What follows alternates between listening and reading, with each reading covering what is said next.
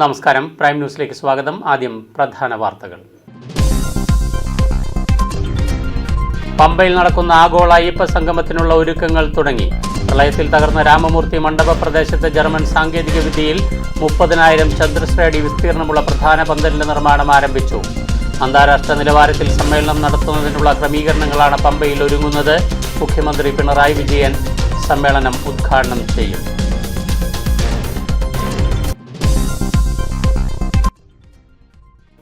ഈരാറ്റുപേട്ട തൊടുപുഴ റൂട്ടിൽ ഈലക്കയത്ത് ബൈക്ക് നിയന്ത്രണം വിട്ട് മതിലിടിച്ച് യുവാവ് മരിച്ചു.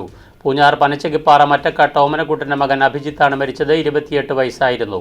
അഭിജിത്തിന്റെ സംസ്കാരം നാളെ രാവിലെ 11-ന് വീട്ടുവളപ്പിൽ.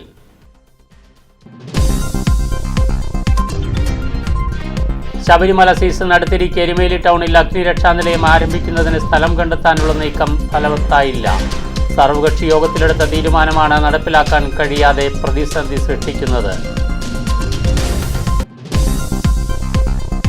20-ന് പമ്പയിൽ നടക്കുന്ന ആഗോള അയ്യപ്പ സംഗമത്തിനുള്ള ഒരുക്കങ്ങൾ തുടങ്ങി. പ്രളയത്തിൽ തകർന്ന രാമമൂർത്തി മണ്ഡപ പ്രദേശത്ത് ജർമ്മൻ സാങ്കേതിക വിദ്യയിൽ 30,000 ചതുരശ്ര അടി വിസ്തീർണമുള്ള പ്രധാന പന്തലിന്റെ നിർമ്മാണം ആരംഭിച്ചു. ഉദ്ഘാടന സമ്മേളനം നടക്കുന്ന പ്രധാന പന്തൽ 3000 ആളുകളെ ഉൾക്കൊള്ളുന്നതാണ്. VIP-കളെ സ്വീകരിച്ചിരുത്തുവാൻ പ്രത്യേക lounge, conference hall, dining hall, വിശ്രമമുറികൾ, എക്സിബിഷൻ ഹാൾ തുടങ്ങിയവ പ്രത്യേകം നിർമ്മിക്കും. പ്ലൈവുഡ് നിരത്തിയാണ് തറ ഒരുക്കുന്നത്. മുകളിൽ ചൂടിറങ്ങാത്ത ഷീറ്റുകൾ വിരിക്കും. ഇന്നും നാളെയുമായി ക്രെയിൻ ഉപയോഗിച്ച് മേൽക്കൂര ഉയർത്തും. എല്ലാ പന്തലുകളിലും ശീതീകരണ സംവിധാനമുണ്ട്. എറണാകുളം കേന്ദ്രമായ ഏജൻസിക്കാണ് പന്തലിൻ്റെ കരാർ നൽകിയിരിക്കുന്നത്. 14 തൊഴിലാളികളാണ് പന്തൽ നിർമ്മിക്കുന്നത്. ശബരിമല വികസനം പ്രധാന അജണ്ടയാക്കി തിരുവിതാംകൂർ ദേവസ്വം ബോർഡാണ് ആഗോള അയ്യപ്പ സംഗമം സംഘടിപ്പിക്കുന്നത്. വിദേശങ്ങളിൽ നിന്നുള്ള പ്രതിനിധികളടക്കം എത്തുന്നുണ്ട്. അന്താരാഷ്ട്ര നിലവാരത്തിൽ സമ്മേളനം നടത്തുന്നതിനുള്ള ക്രമീകരണങ്ങളാണ് പമ്പയിൽ ഒരുങ്ങുന്നത്. മുഖ്യമന്ത്രി പിണറായി വിജയൻ ഉദ്ഘാടനം നിർവഹിക്കും. തീർത്ഥാടകരുടെ കൂടി സൗകര്യാർത്ഥം പമ്പയിൽ നിർമ്മാണത്തിലിരിക്കുന്ന സ്ഥിരം നടപ്പന്തലുകൾ അയ്യപ്പ സംഗമത്തിന് മുന്നോടിയായി നാളെയോടെ പൂർത്തിയാകും. 4 പന്തലുകളാണ് നിർമ്മാണത്തിലുള്ളത്. മേൽക്കൂരയും തറയുമാണ് ഇനി പൂർത്തിയാകാനുള്ളത്. കഴിഞ്ഞ തീർത്ഥാടന കാലത്തിന് മുൻപായി 6 പന്തലുകൾ നിർമ്മിച്ചിരുന്നു. പമ്പയിലെ മരാമത്ത് ഓഫീസിൻ്റെയും ഗസ്റ്റ് ഹൗസിൻ്റെയും പെയിൻറ്റിംഗ് ജോലികളും ടോയ്ലറ്റിൻ്റെ അറ്റകുറ്റപ്പണികളും ആരംഭിച്ചു. വൃക്ഷത്തറകളുടെയും കൽപ്പടവുകളുടെയും അറ്റകുറ്റപ്പണികൾ പുരോഗമിക്കുകയാണ്. ദൃശ്യ ന്യൂസ്, പമ്പ. ഈരാറ്റുപേട്ട തൊടുപുഴ റൂട്ടിൽ ഈലക്കയത്ത് ബൈക്ക് നിയന്ത്രണം വിട്ട് മതിലിടിച്ച് മരിച്ച പൂഞ്ഞാർ പനച്ചകിപ്പാറ മറ്റക്കാട്ട് ഓമനക്കുട്ടൻ്റെ മകൻ അഭിജിത്തിൻ്റെ സംസ്കാരം നാളെ രാവിലെ 11-ന് പനച്ചകിപ്പാറയിലുള്ള വീട്ടുവളപ്പിൽ നടക്കും. ഇന്ന് വെളുപ്പിന് 5 മണിയോടെയായിരുന്നു അപകടം. നാട്ടുകാർ ചേർന്ന് ഈരാറ്റുപേട്ടയിലെ സ്വകാര്യ ആശുപത്രിയിൽ പ്രവേശിപ്പിച്ചെങ്കിലും മരണം സംഭവിക്കുകയായിരുന്നു.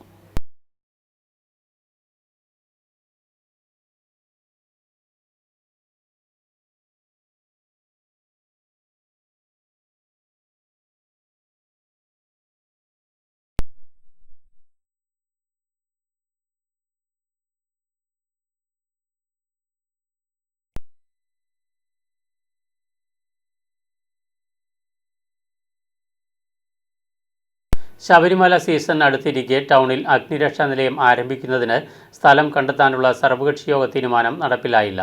നിലവിൽ മണിമലയാറിൻ്റെ തീരത്ത് ഓരുങ്കൽ കടവിൽ പഞ്ചായത്ത് വക പുറമ്പോക്ക് ഭൂമിയിൽ അഗ്നിരക്ഷാ നിലയം സ്ഥാപിക്കാൻ നീക്കമുണ്ടായിരുന്നു. എന്നാൽ നദീതീരത്ത് നിർമ്മാണം പാടില്ലെന്ന വിലക്ക് മൂലം ഇത് ഒഴിവാക്കേണ്ടി വന്നതോടെയാണ് അനുയോജ്യമായ സ്ഥലം ഏറ്റെടുക്കുവാൻ സർവകക്ഷി യോഗത്തിൽ തീരുമാനമായത്. എരുമേലിക്കടുത്ത കൊരട്ടിയിൽ ജില്ലാ ടൂറിസം പ്രൊമോഷൻ കൗൺസിലിന്റെ സ്ഥലത്ത് അഗ്നിരക്ഷാ നിലയം സ്ഥാപിക്കാൻ അനുയോജ്യമാണെന്ന് സർവകക്ഷി യോഗം വിലയിരുത്തിയിരുന്നു. എന്നാൽ ഇക്കാര്യത്തിലും തുടർ നടപടികൾ ഉണ്ടായിട്ടില്ല. ടൗണിൽ നേർച്ചപ്പാറ വാർഡിൽ ഹൗസിംഗ് ബോർഡിന്റെ സ്ഥലവും അഗ്നിരക്ഷാ നിലയത്തിന് അനുയോജ്യമാണെന്നും നിർദ്ദേശമുയർന്നിരുന്നു. എന്നാൽ ഇക്കാര്യത്തിലും നടപടികൾ ഉണ്ടായില്ല. മാസങ്ങൾ പിന്നിട്ടിട്ടും യോഗത്തിലെ തീരുമാനങ്ങളിൽ നടപടികളൊന്നുമില്ല. അഗ്നിരക്ഷാ സേനയ്ക്കും എക്സൈസ് വകുപ്പിനും സ്ഥലം കണ്ടെത്തുന്നതിന് പഞ്ചായത്ത് ഭരണസമിതിയുടെ നേതൃത്വത്തിൽ രാഷ്ട്രീയ കക്ഷി പ്രതിനിധികളെ ഉൾപ്പെടുത്തി ഉപസമിതി രൂപീകരിക്കണമെന്ന് സർവകക്ഷി യോഗം നിർദ്ദേശിച്ചിരുന്നതാണ്. ഇക്കാര്യത്തിലും മെല്ലപ്പോക്ക് തുടരുകയാണ്. സ്ഥലം ഏറ്റെടുക്കാൻ കഴിയുന്നില്ലെങ്കിൽ ആവശ്യമായ സ്ഥലം സ്വന്തമായി വാങ്ങാൻ പഞ്ചായത്ത് വാർഷിക പദ്ധതിയിൽ ഉൾപ്പെടുത്തി പണം കണ്ടെത്തണമെന്ന യോഗത്തിലെ നിർദ്ദേശവും ഫയലിൽ ഉറങ്ങുകയാണ്. നിർദ്ദിഷ്ട ശബരി ഗ്രീൻഫീൽഡ് വിമാനത്താവളത്തിന്റെ നിർമ്മാണം കണക്കിലെടുത്ത് അഗ്നിരക്ഷാ സേനയുടെ സ്ഥിരം യൂണിറ്റിന്റെ ആവശ്യകത എരുമേലിയിൽ അനിവാര്യമാണെന്നിരിക്കെയാണ് അനാസ്ഥ. അത്യാഹിതം ഉണ്ടായാൽ 15 കിലോമീറ്റർ ദൂരമുള്ള കാഞ്ഞിരപ്പള്ളിയിൽ നിന്നോ റാന്നിയിൽ നിന്നോ വേണം എരുമേലിയിൽ അഗ്നിരക്ഷാ യൂണിറ്റുകൾ എത്താൻ. എല്ലാ തീർത്ഥാടന കാലത്തും 2 മാസത്തോളം അഗ്നിരക്ഷാ നിലയം താൽക്കാലികമായി എരുമേലിയിൽ പ്രവർത്തിക്കാറുണ്ട്. 2012-ലാണ് എരുമേലിയിൽ സ്ഥിരം ഫയർ സ്റ്റേഷൻ അനുവദിച്ച് ഉത്തരവിറങ്ങിയത്. News bureau, Erumeli. ദക്ഷിണ കേരള ലജ്നത്തുൽ മുഅല്ലിമീൻ ചങ്ങനാശ്ശേരി മേഖല സെവൻസ് ഫുട്ബോൾ ടൂർണമെൻറ്റിന് നെടുങ്കുന്നം മൈലാടി ഐറ സ്പോർട്സ് ഹബ് വേദിയായി. നബിദിനത്തോടനുബന്ധിച്ചാണ് ടൂർണമെൻറ്റ് സംഘടിപ്പിച്ചത്.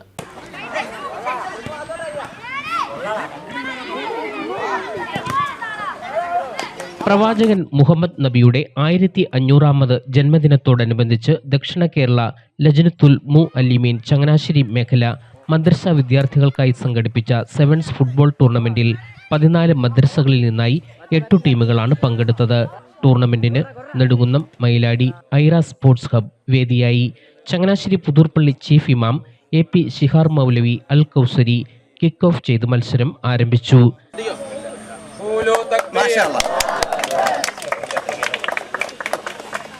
ഇവിടെ ജയിക്കുക തോക്കുക എന്നുള്ളതല്ല, ഇങ്ങനെ നമ്മളൊന്ന് സംഗമിച്ചു, ഇങ്ങനെ ഒന്ന് നമ്മൾ ഇത്തരം ടൂർണമെൻറ്റിൽ പങ്കെടുത്തു എന്നുള്ളത് തന്നെ ഒരു വിജയമാണ്. ആര് ട്രോഫി കൊണ്ടുപോകുന്നു, ആര് വിജയിക്കുന്നു, ഏത് ഗ്രൂപ്പ് വിജയിക്കുന്നു എന്നുള്ളതല്ല, നിങ്ങളിതിൽ പങ്കെടുത്തു എന്നുള്ളതാണ്. തീർച്ചയായും നിങ്ങളെ ഇത് പങ്കെടുപ്പിച്ച ഉസ്താദുമാരെ നിങ്ങൾ അഭിനന്ദിക്കുന്നതിനോടൊപ്പം നിങ്ങളുടെ ദുആക്കളിൽ ഉസ്താദുമാരെ ഉൾപ്പെടുത്തുകയും ചെയ്യണം. ഇസ്ലാമിനെ സംബന്ധിച്ചിടത്തോളം, ദീനിനെ സംബന്ധിച്ചിടത്തോളം കേവലം നമസ്കാരവും നോമ്പും മാത്രമല്ല. എൻ്റെ മക്കളെല്ലാവരും ശ്രദ്ധിക്കുന്നുണ്ടല്ലോ അല്ലേ? കേവലം നിസ്കാരവും മറ്റും കാര്യങ്ങൾ മാത്രമല്ല. ഇസ്ലാം, പരിശുദ്ധമായ ദീൻ ഇത്തരം മേഖലകളെ പ്രോത്സാഹിപ്പിച്ചിട്ടുണ്ട്.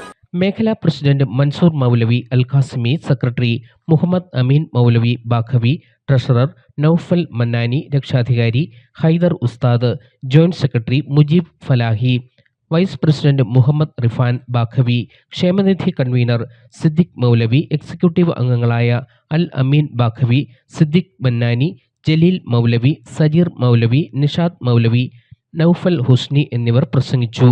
ആദ്യ മത്സരത്തിൽ നൂറെ മദീന FC നെടുങ്കുന്നവും അജ്മീരിയ FC ഒവേലിയും തമ്മിൽ ഏറ്റുമുട്ടിയപ്പോൾ 2-നെതിരെ 3 ഗോളുകൾക്ക് നെടുങ്കുന്നം നൂറെ മദീന ജേതാക്കളായി.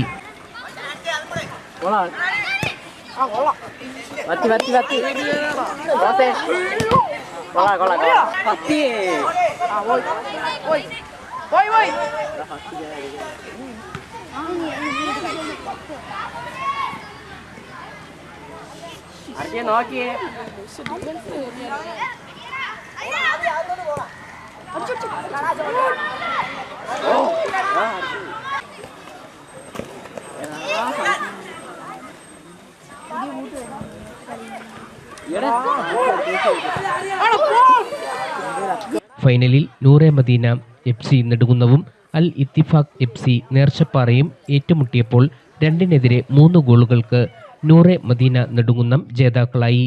ഈ മാസം 21-ന് ഞായറാഴ്ച മഗ്രിബ് നമസ്കാരത്തിന് ശേഷം തെങ്ങണ പുതൂർപ്പള്ളി മുസ്ലിം ജമാഅത്ത് അങ്കണത്തിൽ റബീഖ് ക്യാമ്പയിൻ സമാപന സമ്മേളനത്തിൽ വിജയികൾക്കുള്ള സമ്മാനങ്ങൾ വിതരണം ചെയ്യും. 2 ദിവസം മദ്രസാ തലത്തിൽ തെക്കൻ കേരളത്തിൽ ആദ്യമായി നടത്തിയ ടൂർണമെന്റ് ജനകീയ പങ്കാളിത്തം കൊണ്ട് ശ്രദ്ധേയമായി. കുട്ടികളുടെ ബൗദ്ധികപരവും കായികവുമായ വളർച്ച ലക്ഷ്യമാക്കിയാണ് ഇത്തരമൊരു ടൂർണമെന്റ് സംഘടിപ്പിച്ചതെന്ന് ദക്ഷിണ കേരള ലജ്നത്തുൽ മുഅല്ലിമീൻ ചങ്ങനാശ്ശേരി മേഖലാ സെക്രട്ടറി മുഹമ്മദ് അമീൻ മൗലവി ബാഖവി പറഞ്ഞു. നമ്മുടെ മദ്രസയിലെ മക്കൾ അവർ വർഷങ്ങളായിട്ട് കലാകായിക രംഗം വളരെ ആഗ്രഹിക്കുന്ന കുട്ടികളാണ്. നമ്മുടെ മദ്രസകളിൽ നബിദിനത്തോടും അതുപോലെ മറ്റ് സമയത്തൊക്കെ അനുബന്ധിച്ച് നമ്മുടെ കലാപരിപാടികൾ നടത്തപ്പെടുന്നുണ്ടെങ്കിലും കായികപരമായിട്ടുള്ള ഒരു പരിപാടിയും നമ്മുടെ മേഖലകളിലോ അല്ലെങ്കിൽ മദ്രസകളിലോ ചുരുക്കം സ്ഥലങ്ങളിലല്ലാതെ നടത്തപ്പെടുന്നില്ല എന്നുള്ളതാണ് യാഥാർത്ഥ്യം. അതുകൊണ്ട് തന്നെ ഈ പ്രാവശ്യത്തെ റബീഇൻ്റെ ക്യാമ്പയിൻ്റെ ഭാഗമായി 1 മാസം നീണ്ടു നിൽക്കുന്ന പരിപാടി നമ്മൾ അനൗൺസ് ചെയ്യുകയും അതിൽ ഏറ്റവും ഹൈലൈറ്റ് ആയിട്ട് നമ്മൾ എടുത്തിട്ടുള്ള ഒരു പരിപാടിയാണ് മക്കളുടെ സെവൻസ് ടൂർണമെൻറ്റ്. അതായത് അണ്ടർ 16 എന്നാണ് നമ്മൾ ഉദ്ദേശിച്ചിട്ടുള്ളത്. അപ്പം 10 മുതൽ 16 വയസ്സ് വരെ പ്രായമുള്ള അതിൻ്റെ ഇടയിലുള്ള മക്കൾ മദ്രസകളിൽ നിന്ന് അവരെ എല്ലാം കൂടെ ചേർത്ത് കൊടുത്തുകൊണ്ട് 14 മദ്രസകളിൽ നിന്ന് ചേർത്ത് നിർത്തിക്കൊണ്ട് അതിൻ്റെ ടീമുകളാണ് നമ്മുടെ ഇവിടെ മത്സരത്തിന് പങ്കെടുത്തിട്ടുള്ളത്. News bureau, Changanassery. ഉഴവൂർ ഭാവന ക്ലബിൻ്റെ ഓണാഘോഷം നടന്നു. വിവിധ കലാകായിക മത്സരങ്ങളും ഘോഷയാത്രയും നടന്നു. പൂക്കുള മത്സരവും ഓണം മാവേലി മത്സരവും ശ്രദ്ധേയമായി. സാംസ്കാരിക സമ്മേളനം government chief whip doctor N Jayaraj ഉദ്ഘാടനം ചെയ്തു. ചലച്ചിത്ര താരം ദിലീപ്, നിർമ്മാതാവ് ലിസ്റ്റിൻ സ്റ്റീഫൻ, മികച്ച കേര കർഷകനുള്ള ദേശീയ അവാർഡ് നേടിയ KP ചെറിയാൻ എന്നിവരെ ചടങ്ങിൽ ആദരിച്ചു. ജില്ലാ പഞ്ചായത്ത് അംഗം PM Mathews, Indumol Jacob, PL Abraham, Jose T Chandy, Simon Joseph, Caesar Vettukalel, ഗ്രാമ ബ്ലോക്ക് പഞ്ചായത്ത് അംഗങ്ങൾ തുടങ്ങിയവർ പങ്കെടുത്തു.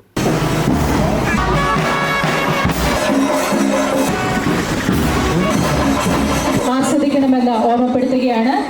നമ്മുടെ മത്സരാർത്ഥികളായ മാവേലിമാരെ ഏറ്റവും സ്നേഹപൂർവ്വം വേദിയിലേക്ക് ക്ഷണിച്ചുകൊള്ളുകയാണ്.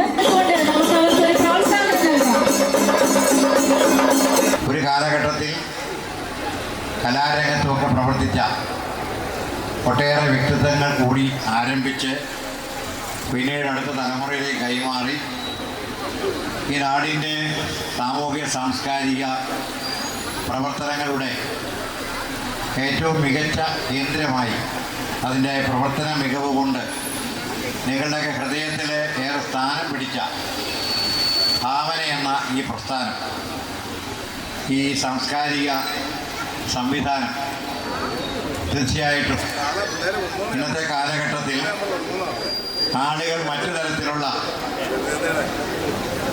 അല്ലെങ്കിൽ നമുക്കറിയാം ഇന്ന് സോഷ്യൽ മീഡിയയുടെയും അല്ലെങ്കിൽ ചാനലുകളുടെയൊക്കെ പിന്നാലെ പോകുമ്പോൾ ഇത്തരം പരിപാടികൾക്ക് പലപ്പോഴും ആളുകളെ കിട്ടാൻ ഏറെ ബുദ്ധിമുട്ടാണ്.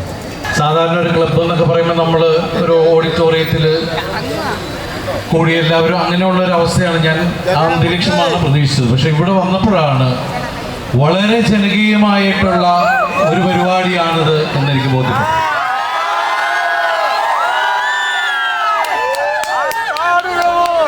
മലയാള സിനിമയിൽ വന്നിട്ട് 91-ലാണ് ഞാൻ ആദ്യമായിട്ട് മലയാള സിനിമയിൽ വർക്ക് ചെയ്യാൻ വരുന്നത് അസിസ്റ്റന്റ് ഡയറക്ടറായിട്ട്. അതിനുശേഷം 95-ൽ അഭിനയം തുടങ്ങി. അന്ന് മുതൽ നമ്മൾ തമ്മിൽ കണ്ടുകൊണ്ടിരിക്കുന്നതാണ്. നമ്മൾ തമ്മിലല്ല, നിങ്ങൾ എന്നെ കാണുന്നുണ്ട്. ഞാൻ ഇതിൽ വിരലിലെണ്ണുന്ന ആൾക്കാരെ നേരിട്ട് കാണുന്നുണ്ട്. ശരിക്കും പറഞ്ഞാൽ ഇന്ന് ഞാൻ മൂന്ന് തലമുറ എന്നെ കാണുന്നുണ്ട്, ഞാൻ കാണുന്നുണ്ട്. Muvattupuzha Pezhakkappilly government higher secondary സ്കൂളിന് മുന്നിലെ പൂപ്പാടത്ത് ചെണ്ടുമല്ലിപ്പൂക്കൾ വിരിഞ്ഞപ്പോൾ പൂക്കളെ കണ്ടറിയുന്നതിനും പഠിക്കുന്നതിനുമായി സ്കൂളിലെ കുട്ടികൾ അധ്യാപകരോടൊപ്പം ഒത്തുചേർന്നു. പലതരം ചെണ്ടുമല്ലിപ്പൂക്കളെക്കുറിച്ചും അവയുടെ പ്രത്യേകതകളെക്കുറിച്ചും അധ്യാപികയായ ജ്യോതി K ഭാസ്കർ കുട്ടികളുമായി സംവദിച്ചു. മൂവാറ്റുപുഴ കാർഷിക സഹകരണ ബാങ്കിൻ്റെ സഹായത്തോടെ 30 സെൻറ് സ്ഥലത്താണ് ചെണ്ടുമല്ലി കൃഷി ചെയ്തത്. കോതമംഗലം ബ്ലോക്ക് പഞ്ചായത്തിന് കീഴിലുള്ള നഴ്സറിയിൽ നിന്നും മഞ്ഞ, ഓറഞ്ച് നിറത്തിലുള്ള 1500ഓളം ചെണ്ടുമല്ലി തൈകളാണ് ഇവിടെ കൃഷി ചെയ്തത്. സ്കൂളിലെ പരിസ്ഥിതി ക്ലബ്ബും SPC കുട്ടികളും കള പറിക്കുന്നതിനും മറ്റും സഹായികളായി ഉണ്ടായിരുന്നു. കണ്ണിന് കുളിർമയും സുഗന്ധവും നൽകുന്ന ചെണ്ടുമല്ലിപ്പൂക്കൾ കാണാൻ ധാരാളം പേരാണ് ഇവിടേക്ക് ദിനംപ്രതി എത്തിക്കൊണ്ടിരിക്കുന്നത്. ഓണക്കാലത്ത് ചെണ്ടുമല്ലിപ്പൂക്കളുടെ ആവശ്യകത പരിഗണിച്ചാണ് കൃഷി ചെയ്തതെങ്കിലും സ്കൂളിലെ വിദ്യാർത്ഥികളും വഴിയാത്രക്കാരും ഏറെ കൗതുകത്തോടെ പൂക്കളെ നോക്കിക്കാണുന്നത് സന്തോഷം നൽകുന്നുവെന്ന് കൃഷിക്ക് നേതൃത്വം നൽകിയ സ്കൂൾ PT അംഗങ്ങളായ KP മുഹമ്മദ് അലി, ഫൈസൽ മുണ്ടക്കാമറ്റം, പഞ്ചായത്ത് അംഗം സാജിദ മുഹമ്മദ് അലി എന്നിവർ പറഞ്ഞു. അധ്യാപകരായ KM Naufal, MM Shabana, PR അനൂൾ എന്നിവർ പ്രവർത്തനങ്ങൾക്ക് നേതൃത്വം നൽകി.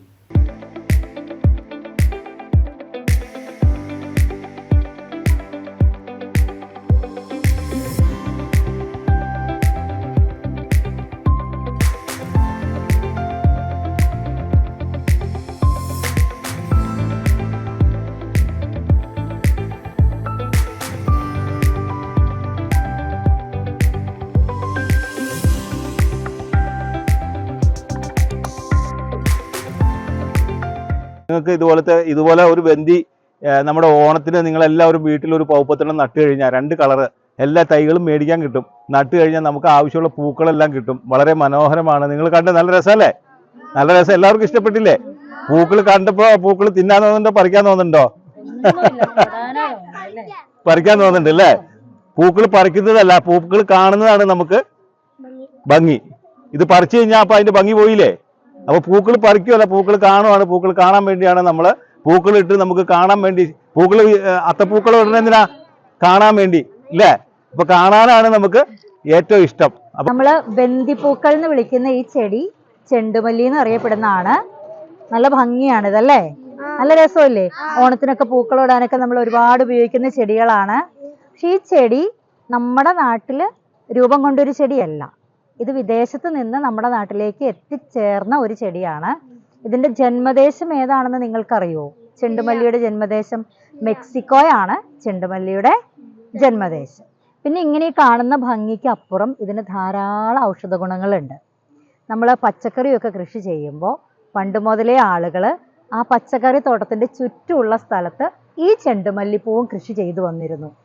കാണാനുള്ള ഭംഗി മാത്രമല്ല, കീടങ്ങളെ അകറ്റാനുള്ള ഒരു ശേഷിയും ഈ ചെണ്ടുമല്ലിപ്പൂക്കൾക്ക് ഉണ്ട്. വചന മഹോത്സവവുമായി ചങ്ങനാശ്ശേരി അതിരൂപത നൂറുമേനി മഹാസംഗമം. സീസൺ 1 1,00,000-ഓളം പേരാണ് പങ്കെടുത്തത്. സീസൺ 2 50,000 പേർ പങ്കെടുത്തപ്പോൾ സീസൺ 3 1,00,000-ഓളം അതിരൂപതാംഗങ്ങളാണ് പങ്കാളികളായത്. അതിരൂപതയിലെ എല്ലാ കുടുംബങ്ങളിലെയും മുഴുവൻ അംഗങ്ങൾക്കും സ്വന്തമായി ബൈബിൾ ലഭ്യമാക്കുന്ന എൻ്റെ സ്വന്തം ബൈബിൾ പദ്ധതിക്ക് ചടങ്ങിൽ തുടക്കമായി. ചങ്ങനാശ്ശേരി അതിരൂപത ബൈബിൾ അപ്പോസ്തലേറ്റും കുടുംബ കൂട്ടായ്മയും മാക് ടിവിയും സംയുക്തമായി അതിരൂപതയിലെ 250 ഇടവകകളിൽ സംഘടിപ്പിച്ച നൂറുമേനി വചന മനപ്പാഠം പദ്ധതിയിലെ വിജയികളുടെ സംഗമവും എൻ്റെ സ്വന്തം ബൈബിൾ പദ്ധതിയുടെ ഉദ്ഘാടനവും വചന മഹോത്സവമായി. ചങ്ങനാശ്ശേരി SB കോളേജിലെ മാർക്കാവുകാട്ട് ഹാളിൽ സംഘടിപ്പിച്ച മഹാസംഗമം Thiruvalla archbishop doctor Thomas Mar Koorilos മെത്രാപ്പൊലീത്ത ഉദ്ഘാടനം ചെയ്തു. ജീവിക്കുന്ന ക്രിസ്തുവിന്റെ പ്രതീകമാണ് വചനമെന്നും വിശുദ്ധ കുർബാനയിൽ എന്ന പോലെ വചനത്തിലൂടെയും ഈശോ ഹൃദയത്തിലേക്ക് കടന്നുവരുന്നതായും ആർച്ച് ബിഷപ്പ് പറഞ്ഞു.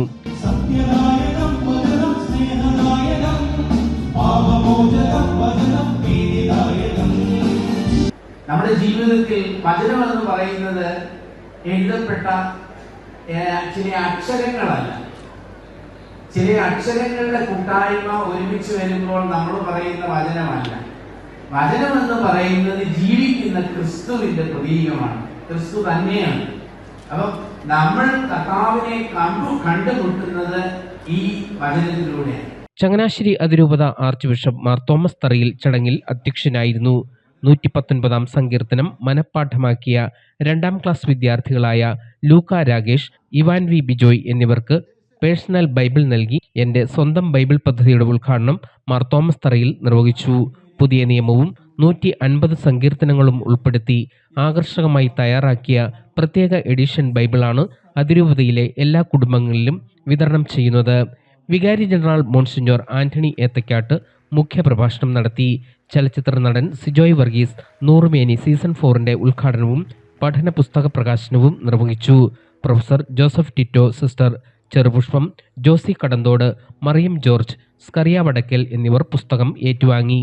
ചലച്ചിത്ര നിർമ്മാതാവും ഗാനരചയിതാവുമായ ലിസി ഫെർണാണ്ടസ്, അതിരൂപത Bible apostolate director father George Manthuruthil, media village media coordinator father Jojin Elanjikkal, Noorumeni വചന പഠന പദ്ധതി chairman Sunny Thomas Edimannickal, Bible apostolate അതിരൂപത president doctor Ruble Raj, Noorumeni general convener doctor Jobin S Kottaram എന്നിവർ പ്രസംഗിച്ചു. ഗ്രാൻഡ് ഫിനാലെ വിജയികൾക്കുള്ള സമ്മാനദാനവും ചടങ്ങിൽ നടന്നു. വചനവും ബൈബിളും അതിരൂപതയിലെ മുഴുവൻ അംഗങ്ങൾക്കും എത്തിക്കുന്ന പദ്ധതിക്ക് ഈ വർഷം അതിരൂപത പ്രാധാന്യം നൽകും. സീസൺ 1 1,00,000-ഓളം പേരാണ് പങ്കെടുത്തത്. സീസൺ 2 50,000 പേർ പങ്കെടുത്തപ്പോൾ സീസൺ 3 1,00,000-ഓളം അതിരൂപതാംഗങ്ങളാണ് പങ്കാളികളായത്. അതിരൂപത Bible apostolate director father George Manthuruthil, വചന പഠന പദ്ധതി ചെയർമാൻ സണ്ണി തോമസ് ഇടിമണ്ണിക്കൽ എന്നിവരുടെ നേതൃത്വത്തിലുള്ള ടീമാണ് നൂറുമേനിക്ക് നേതൃത്വം നൽകുന്നത്. News bureau, Changanassery. ആരോഗ്യ പരിപാലനത്തിൽ കേരളം ഒന്നാമതെത്തി അമേരിക്കയെയും അതിശയിപ്പിക്കുകയാണെന്ന് മന്ത്രി VN വാസവൻ പറഞ്ഞു. പാറത്തോട് പഞ്ചായത്തിലെ നവീകരിച്ച ഇടക്കുന്നം ജനകീയാരോഗ്യ കേന്ദ്രത്തിൻ്റെ ഉദ്ഘാടനവും പാറത്തോട് മെയിൻ സെൻറ്റർ ജനകീയാരോഗ്യ കേന്ദ്രം കെട്ടിട നിർമ്മാണ ഉദ്ഘാടനവും നിർവഹിച്ച് സംസാരിക്കുകയായിരുന്നു മന്ത്രി.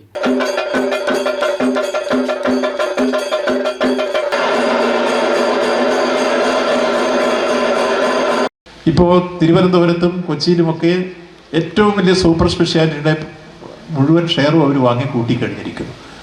അങ്ങനെ വമ്പൻ ക്ഷാമുകൾ വന്ന് ചാടിക്കഴിയുമ്പോഴുള്ള കുഴപ്പം നമ്മുടെ പൊതുജനാരോഗ്യ രംഗത്തെ എങ്ങനെ മലീമസപ്പെടുത്താമെന്ന് അവർ ആലോചിക്കുന്ന, കളങ്കപ്പെടുത്താമെന്ന് ആലോചിക്കുന്ന പ്രചരണത്തിൻ്റെ ടാക്റ്റിക്കൽ അപ്രോച്ച് അവർ സ്വീകരിക്കും. എന്നിട്ട് അങ്ങോട്ട് ആളുകളെ ആകർഷിക്കുന്ന സമീപനം സ്വീകരിക്കും. അപ്പം നമ്മൾ മനസ്സിലാക്കേണ്ടത്, പൊതുജനാരോഗ്യ രംഗം ഇല്ലെങ്കിൽ നമ്മുടെ ഈ രംഗത്ത് നമുക്ക് ഈ രൂപത്തിൽ സംരക്ഷിക്കപ്പെട്ട് മുന്നോട്ട് പോകാൻ കഴിയില്ല. ഈ തുക മാത്രമല്ല, ഈ 12,000 15,000 ആൻജിയോഗ്രാമിന് ഒരു വാങ്ങുന്നു എന്ന പ്രതിഫലം മാത്രമല്ല, അവിടെ ഒരു ഇരട്ട ചൂഷണം വരുന്നത്. നിങ്ങൾക്കൊരു ഗ്യാസ് എമ്പക്കം വരുന്നു പറഞ്ഞാൽ കയറി കിടന്നോളാൻ പറയും, ആൻജിയോഗ്രാം ചെയ്യാം. ആൻജിയോഗ്രാം ചെയ്യുമ്പോഴോ യഥാർത്ഥത്തിൽ ഗ്യാസ് ആണെങ്കിൽ ശരിയായ ഒരു കാർഡിയോളജിസ്റ്റിൻ്റെ പരിശോധനയിൽ ഒരാൾക്ക് ചെസ്റ്റ് പെയിൻ ആണോ എന്ന് നിർണ്ണയിച്ച് അത് കാർഡിയോളജിക് പ്രോബ്ലം ആണോ ഇല്ലെന്ന് തീരുമാനിക്കുന്നതിന് 4 ടെസ്റ്റ് ഉണ്ട്. 1 ECG, 2 TMD, 3 echo, 4 blood test. അത് കഴിഞ്ഞിട്ടാണ് ആൻജിയോഗ്രാമിലേക്ക് വരുന്നത്, കാത്തിലാവിൽ. ഈ 5 ടെസ്റ്റിലൂടെയാണ് നമ്മുടെ ഒരു ഹൃദ്രോഗിക്ക് ബ്ലോക്ക് ഉണ്ടോ എന്ന് തിരിപ്പെടുത്തുന്നത്. അപ്പോൾ അത്തരം ഒരു പരിശോധനയ്ക്ക് പോകുമ്പോൾ ചെറിയ രൂപത്തിൽ ഗ്യാസ് ആണെന്ന് പറഞ്ഞാലും കയറി കിടന്നോ ആൻജിയോഗ്രാം ചെയ്യാമെന്ന് പറയുമ്പോൾ 15,000 രൂപ വീണു ഒരു ആൻജിയോഗ്രാമിന്. പാറത്തോട് പഞ്ചായത്ത് പ്രസിഡന്റ് കെ ശശികുമാർ അധ്യക്ഷത വഹിച്ചു. Anto Antony MP, advocate P Shanavas, Ajitha Ratheesh, PR Anupama, Sophy Joseph, TJ Mohanan, advocate P Shanavas, K Rajesh, advocate Sajan Kunnath, KS Siyad, Vijayamma Vijayalal, Dias Kokkattu, PK Balan, Martin Thomas, VM Unnikrishnan, Sindhu Mohan എന്നിവർ സംസാരിച്ചു. കായികൽപ്പ അവാർഡും NQS അംഗീകാരവും മന്ത്രി കൈമാറി. മൂന്നിലവ് പഞ്ചായത്ത് മേച്ചാൽ പുതിയ അംഗൻവാടി കെട്ടിടത്തിൻ്റെ ശിലാസ്ഥാപനം പാലാ MLA മാണി സി കാപ്പൻ നിർവഹിച്ചു. കഴിഞ്ഞ 5 വർഷമായി വാടക കെട്ടിടത്തിൽ പ്രവർത്തിച്ചു വരുന്ന അംഗൻവാടിക്ക് MLAയുടെ ആസ്തി വികസന ഫണ്ടിൽ നിന്നും അനുവദിച്ച 20 ലക്ഷം രൂപ മുടക്കിയാണ് കെട്ടിട നിർമ്മാണം ആരംഭിച്ചിരിക്കുന്നത്. ഇല്ലിക്കൽ കല്ല്, ഇലവുഴ, പൂഞ്ചിറ എന്നീ ടൂറിസ്റ്റ് കേന്ദ്രവുമായി ബന്ധപ്പെട്ട് ഈ പ്രദേശവും ലോക വിനോദസഞ്ചാര ഭൂപടത്തിൽ ഇടം നേടുമെന്ന് ശിലാസ്ഥാപനം നിർവഹിക്കവേ MLA മാണി സി കാപ്പൻ പറഞ്ഞു. ചടങ്ങിൽ മൂന്നിലവ് ഗ്രാമപഞ്ചായത്ത് പ്രസിഡന്റ് ചാർലി ഐസക് അധ്യക്ഷത വഹിച്ചു. CSI മുൻ bishop right reverend doctor KG Daniel മുഖ്യ പ്രഭാഷണം നടത്തി. Erattupetta block member Bindhu Sebastian, doctor Betty Daniel, ward member PL Joseph, Faiz Thomas, VS George, UJ Mamachan, Soman VV Johnson, Joseph Kumari, Kavyasree, KC Johnson, Saranya Suresh എന്നിവർ ചടങ്ങിൽ പങ്കെടുത്ത് സംസാരിച്ചു. ഞാൻ MLA ഫണ്ടിൽ നിന്ന് 4 കോടി രൂപ ഇതിലേക്ക് മാറ്റി വെച്ചു. അപ്പം ഒരു നിയമതടസ്സം, PWD വേണം ഈ വർക്ക് ചെയ്യാൻ. അപ്പോൾ PWD ചെയ്യണമെന്നുണ്ടെങ്കിൽ ഈ ഫുൾ എമൗണ്ട് മറ്റേ തദ്ദേശ സ്വയംഭരണ വകുപ്പിനോട് അടയ്ക്കണം. അങ്ങനെ അടയ്ക്കാൻ തദ്ദേശ സ്വയംഭരണ വകുപ്പിന് കാശില്ലാണ്ട്. പുതിയതായി നിർമ്മിച്ച പെരുന്താനം സർക്കാർ മൃഗാശുപത്രി കെട്ടിടത്തിൻ്റെ ഉദ്ഘാടനം നടന്നു. മൃഗസംരക്ഷണ ക്ഷീരവികസന വകുപ്പ് മന്ത്രി J ചിഞ്ചുറാണി ഉദ്ഘാടനം നിർവഹിച്ചു. ഉദ്ഘാടന സമ്മേളനത്തിൽ ഗ്രാമപഞ്ചായത്ത് പ്രസിഡന്റ് നിജനി ഷംസുദ്ദീൻ അധ്യക്ഷത വഹിച്ചു.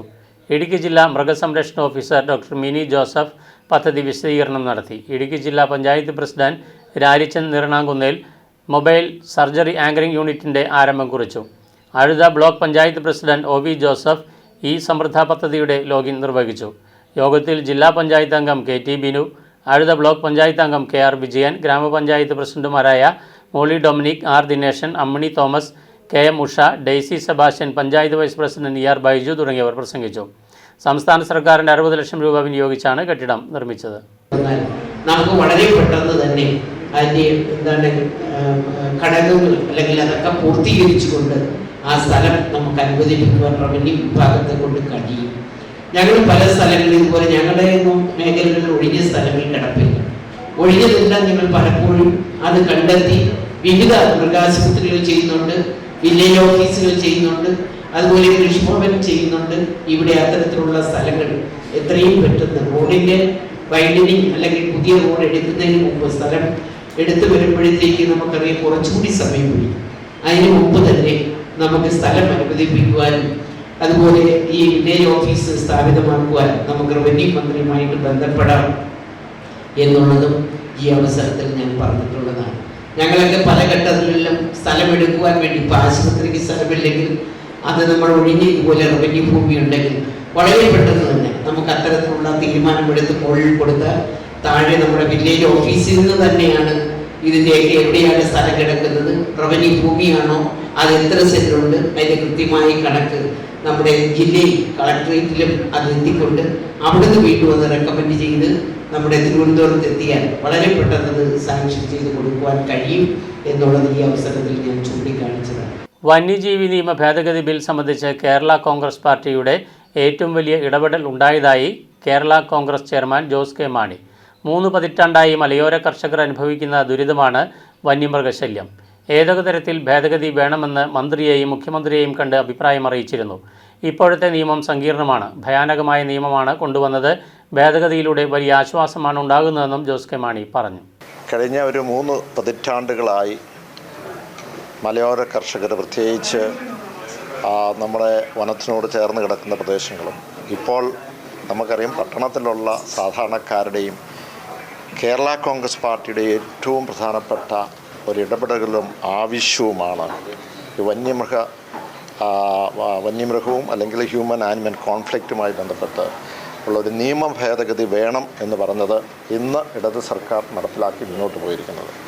അതിൽ വലിയ ഒരു ആശ്വാസം നമ്മളെ സംബന്ധിച്ചിട്ടുണ്ട്. ഞാൻ പ്രത്യേകിച്ച് ഇടത് സർക്കാരിനെ നന്ദിയോടെ ഓർക്കുന്നു, പ്രത്യേകിച്ച് മുഖ്യമന്ത്രിയും. കാരണം ഇതുമായി ബന്ധപ്പെട്ട് ഇതിൻ്റെ ഇടപെടലുകൾ ഞങ്ങളെല്ലാവരും, കേരള കോൺഗ്രസ് പാർട്ടിയുടെ നേതാക്കന്മാരെല്ലാവരും വകുപ്പ് മന്ത്രിയെയും അതോടൊപ്പം തന്നെ മുഖ്യമന്ത്രിയെയും കണ്ട് ഇതിൻ്റെ ഭേദഗതി ഏതൊക്കെ തരത്തിൽ വേണം എന്നുള്ള ഞങ്ങളുടെ ചില നിർദ്ദേശങ്ങൾ പറയുകയുണ്ടായി. നിങ്ങൾക്കറിയാവുന്നതുപോലെ ഇതുമായി ബന്ധപ്പെട്ട പ്രത്യേകിച്ച് കഴിഞ്ഞ 4 വർഷം 5 വർഷക്കാലമായി നിരന്തരമായി ഒരു കേരള സംസ്ഥാനത്തിൻ്റെ ഒരു ദുരന്തമാണ്.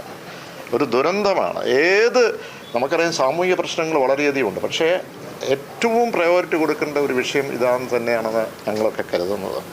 ഇതുമായി ബന്ധപ്പെട്ട് MLA-മാരെ മുഴുവൻ അത് ഡെലിഗേഷനായി കേന്ദ്രത്തിൽ പോവുകയും അവിടെ വനവകുപ്പ് മന്ത്രിയെ കണ്ട് 1.25 മണിക്കൂർ ഇരുന്ന് ചർച്ച ചെയ്ത് നിയമ ഭേദഗതി എങ്ങനെ വേണം, എന്ത് ഡയറക്ഷനാണ് വേണ്ടത്. ഇതിൻ്റെ നിയമത്തിനുള്ള ഒരു വ്യാഖ്യാന തെറ്റുകളുണ്ട്. ഞാനിവിടെ ഇപ്പോൾ ലോയേഴ്സ് കോൺഗ്രസിൻ്റെ സംസ്ഥാന തലത്തിലുള്ള യോഗം ഇപ്പോൾ നടന്നിട്ട് അവിടെ ഞാൻ പറഞ്ഞു, അതിനകത്ത് നിയമനവും അതിൻ്റെ വ്യാഖ്യാനങ്ങളും കാലോചിതമാക്കണം. നമുക്ക് ജീവനും സ്വത്തിനും അതുള്ള സംരക്ഷണം കൊടുക്കേണ്ടതല്ല, അത് ജസ്റ്റ് നിയമം മാത്രം പോരല്ലോ. അപ്പോൾ അതനുസരിച്ച് മാറ്റങ്ങൾ വേണം. അതനുസരിച്ച് ഈ നിയമത്തിൽ തന്നെ നമ്മളെ വനം സംരക്ഷണം അല്ലെങ്കിൽ വന്യജീവി സംരക്ഷണ നിയമത്തിൽ തന്നെ 63 പ്രകാരം ഷെഡ്യൂൾ പ്രകാരം ഒരു ഡയറക്ഷൻ കേന്ദ്രത്തിൽ നിന്ന് ഇങ്ങോട്ട് കൊടുക്കാൻ പറ്റും. കാരണം ഇതിനകത്ത് 11(2) തന്നെ പറയുന്നുണ്ട് സ്വയം രക്ഷയ്ക്ക് വേണ്ടി നമുക്ക് വെടിവെക്കാവുന്ന, പക്ഷെ പറ്റുന്നില്ല. അപ്പോൾ ഇപ്പോൾ ചെയ്തിരിക്കുന്നത് എന്താണ്, നേരത്തെ ഉണ്ടായിരുന്ന നിയമത്തിൽ പല ഇതിൻ്റെ ഒരു ഓപ്പറേഷൻ ക്ലോസ് ഉണ്ട്. അതിനനുസരിച്ച് ഇപ്പോൾ ഒരു വന്യമൃഗം പുറത്തേക്ക് വന്ന് ജനവാസ കേന്ദ്രത്തിൽ വന്ന് ഒരു ആളെ ആക്രമിച്ചാൽ ഉടനെ തന്നെ എന്ത് ചെയ്യും? ഉടനെ തന്നെ 2-3 കാര്യങ്ങളാണ് വൈൽഡ് ലൈഫ് വാർഡൻ റിപ്പോർട്ട് എടുക്കേണ്ടി വരും. ആ റിപ്പോർട്ട് എടുക്കുമ്പോൾ ഈ പുലി തന്നെയാണോ അല്ലെങ്കിൽ ഈ കടുവ തന്നെയാണോ ആക്രമിച്ചത് എന്ന് വെരിഫൈ ചെയ്യേണ്ടത്. എവിടെ പോയി വെരിഫൈ ചെയ്യും? അത് കഴിഞ്ഞ് പിടിക്കാൻ നോക്കണം. പിടിക്കണമെന്നുണ്ടെങ്കിൽ മയക്കുവെടിയെ വെക്കാൻ പാടുള്ളൂ. ക്യാപ്റ്റീവ് ആയതിനു ശേഷം അതിനെ അകത്തേക്ക് കൊണ്ട് വിടണോ അതോ ട്രാൻസിറ്റ് ചെയ്യണോ, ഇങ്ങനെയൊക്കെയുള്ള ഒരു നിയമങ്ങളിലേക്കാണ് പോകുന്നത്. അതും മാത്രമല്ല, ഒരു 6-അംഗ കമ്മിറ്റി, കേന്ദ്രത്തിൻ്റെ നിർദ്ദേശപ്രകാരം ഒരു 6-അംഗ കമ്മിറ്റിയുണ്ട്. ആ കമ്മിറ്റി സ്ഥിരമായിട്ടുള്ളൊരു കമ്മിറ്റിയല്ല.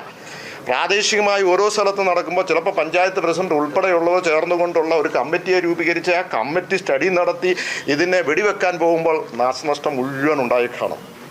വളരെ ഭയാനകമായ ഒരു നിയമം ഇവിടെ കൊണ്ടുവന്നു. ആ നിയമത്തിൻ്റെ ഒരു ഭേദഗതിയാണ് ഇപ്പോൾ വന്നിരിക്കുന്നത്. ആ ഭേദഗതി ഇപ്പോൾ കളക്ടറും കൂടെ ഉൾപ്പെടുത്തിക്കൊണ്ട് ഒരു റിപ്പോർട്ട് വെച്ച് നമുക്ക് വൈൽഡ് ലൈഫ് വാർഡന് അത് വെടിവെക്കാനുള്ള ഓർഡർ കൊടുക്കാൻ കഴിയുമെന്നുള്ളതാണ്. പക്ഷേ ഏതൊക്കെയാലും കേരള സംസ്ഥാനത്ത് ഈ രാജ്യത്ത് ആദ്യമായി ഇതുമായി ബന്ധപ്പെട്ടുള്ള ഒരു വലിയൊരു നിയമ ഭേദഗതിയിലേക്കാണ് പോകുന്നത്. അതിൽ കേരള കോൺഗ്രസ് പാർട്ടിയുടെ ഒരു ഇടപെടലുകൾ വളരെ ശക്തമായി ഇതിനകത്ത് ഉണ്ടായിരുന്നു. പ്രൈം ന്യൂസ് പൂർണ്ണമാകുന്നു. നമസ്കാരം.